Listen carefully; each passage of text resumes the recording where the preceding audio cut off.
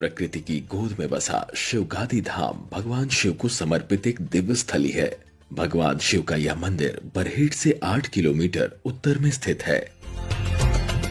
यह मंदिर एक गुफा के अंदर स्थित है। इसकी खासियत है कि यहाँ विराजित शिवलिंग पर पहाड़ से लगातार जल गिरता रहता है, जो पहाड़ी पर एक गुफा में स्थित शिवलिंग के आध्यात्मिक अनुभव में रहस्य की भावना जोड़ता है। यह आध्यात्मिकता और भक्ति के अंतहीन प्रवाह का एक जीवंत प्रमाण है।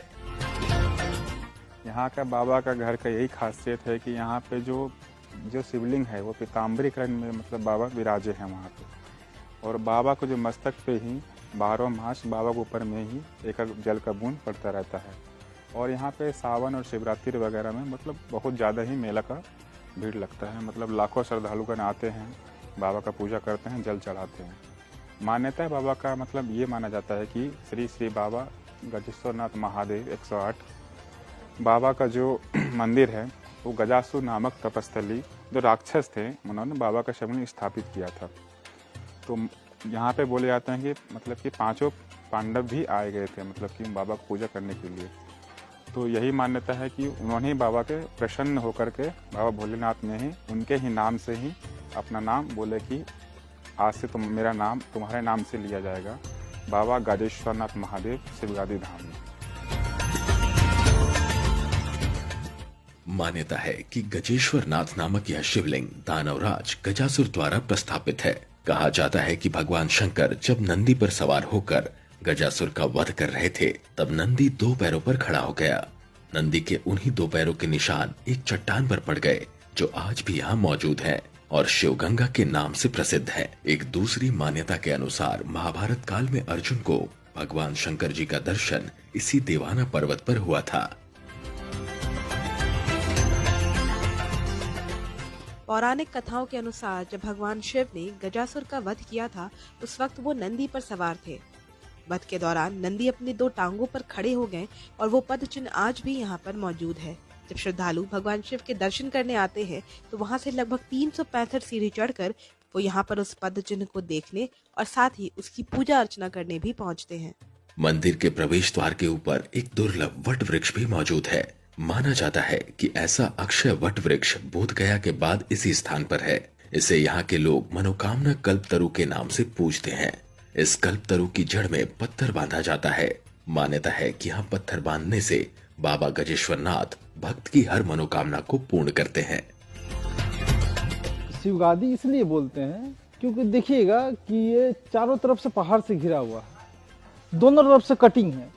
मतलब इधर से भी पहाड़ गया है, इधर से भी पहाड़ गया, और बाबा जो है जो मंदिर है वो बीच में स्थापित है। तो लगेगा कि बाबा शिव का गद्दी में है, इसीलिए इसका नाम शिवगादी पड़ा। ये शिवगादी बाद में पड़ा। लेकिन और एक नाम है कि बोलते हैं गजेश्वर धाम, बोलते हैं गजासुर बोल के एक राक्षस रहा करते थे। वो बाबा के बहुत भक्त थे, होते हैं राक्षस लोग तो होते ही हैं बाबा के भक्त। तो भक्त थे, तपस्या किए, वरदान दिए, बाबा शक्तिशाली हो गए। तो राक्षस लोग का प्रवृत्ति होता है ना कि शक्तिशाली हो गए तो पूरा उत्पात मचाने लगे। तो बाबा उनका वध किए यहाँ पर गजासुर का। तो गजासुर का वध किए तो उन्हीं से गजासुर से ही हो गया इनका नाम गजेश्वर धाम।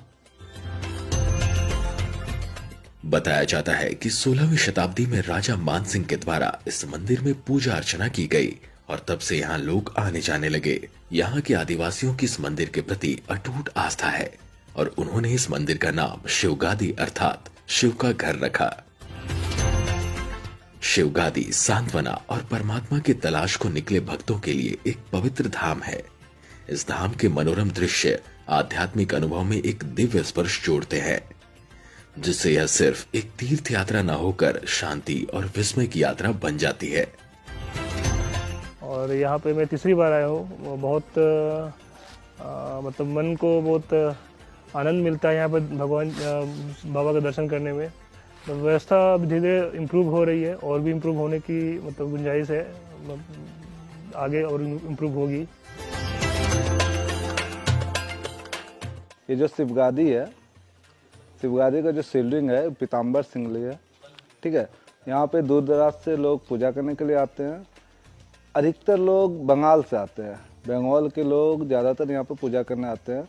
और ये चारों तरफ फैला हुआ है, इंडिया के चारों तरफ ये फैला हुआ है। लोग दिल्ली से भी आते हैं, कोलकाता से भी आते हैं, वर्धमान से भी आते हैं, ठीक है। तो अधिकतर वेस्ट बंगाल से आते हैं। यहाँ सावन में लगभग हर मंडे को, सोमवार को लगभग 2.5 लाख लोग जो है जल अर्पण करते हैं यहाँ पे। साहिबगंज में यह आध्यात्मिक स्थल समय से परे गहरे निहित महत्व को दर्शाते हैं। प्रत्येक स्थल भक्ति की कहानियों को प्रस्तुत करता है और क्षेत्र की आध्यात्मिक धड़कन को प्रतिध्वनित करता है।